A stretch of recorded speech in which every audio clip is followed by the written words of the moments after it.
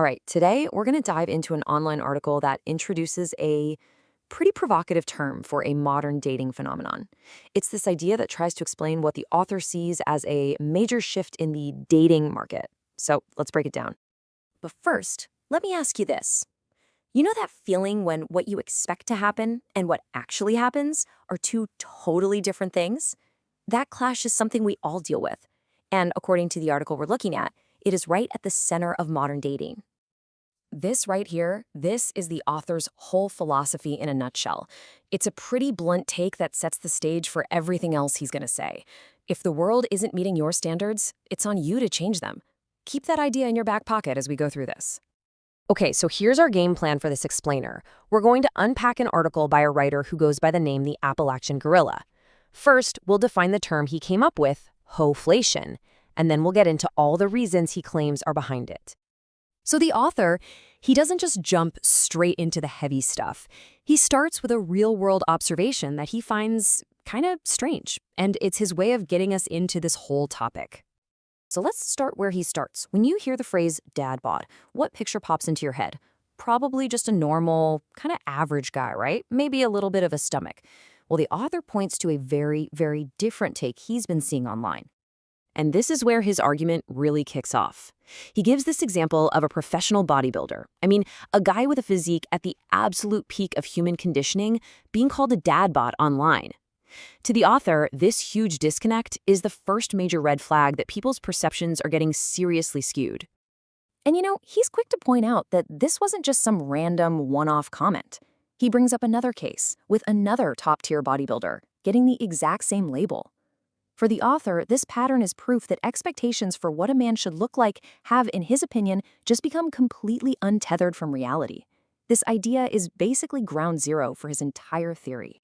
So it's this huge gap he sees between physical expectations and reality that leads him to create a new word for what he thinks is happening in the dating world at large. And here it is. He calls it Hoe-flation. He defines it as the rising price for men to get into a long-term relationship. And it's not just about cash. He's very specific that this includes social status and physical standards too. He's essentially applying an economic term to the world of dating. So what's his reasoning for why this is happening? Well, he traces it right back to hypergamy.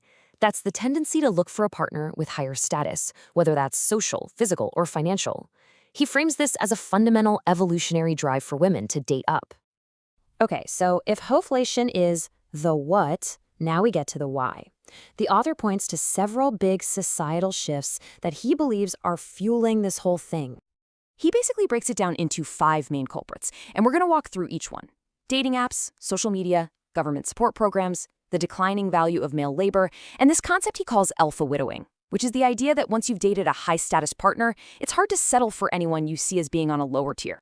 First up, dating apps. The author cites studies to claim there's this massive imbalance in how men and women rate each other. As you can see here, he says men tend to rate most women as average or better, but women rate the huge majority of men as below average. In his view, this just funnels all the attention toward a tiny sliver of guys at the top.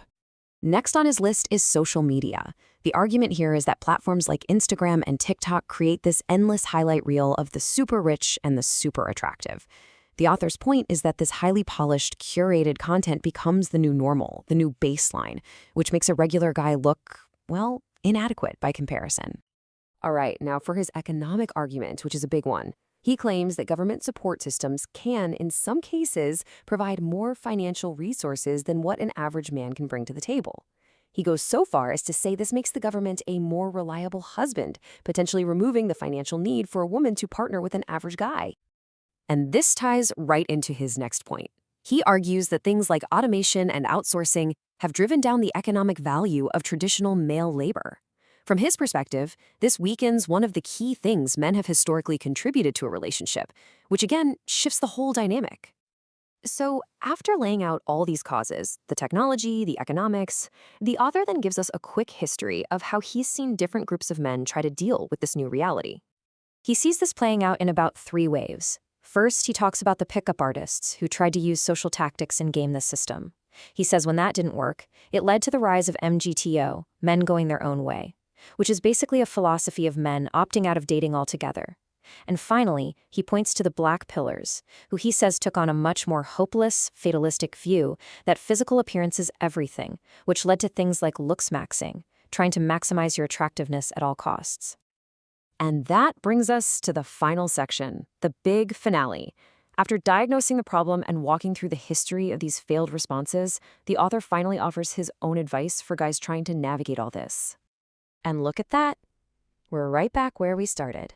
His big piece of advice isn't about changing society, it's about changing yourself. More specifically, changing your expectations to fit what he sees as the new reality of the world. So, what does that actually look like for the average guy? He boils it down to two very clear paths. Path number one, get really, really rich so you can compete by offering amazing experiences. Path number two, lower your standards for a partner, buy a lot, and be ready to negotiate hard for what you want. But then, and this is a really crucial point, he says he doesn't actually follow his own advice.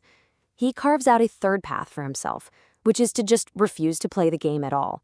His personal strategy, as he puts it, is that he doesn't pursue anyone. It has to be completely effortless on his part, or it doesn't happen. And that really is the bottom line of this entire article. Whether you buy into his arguments or not, his core message is that the rules of the dating market have changed, period. And because of that, men have no choice but to completely change their strategy, or more importantly, change their expectations. Which leaves us with one final big question that gets to the heart of this whole thing. When what you want for yourself runs headfirst into the hard realities of the market, and this could be in dating, your career, anything, which one is supposed to bend?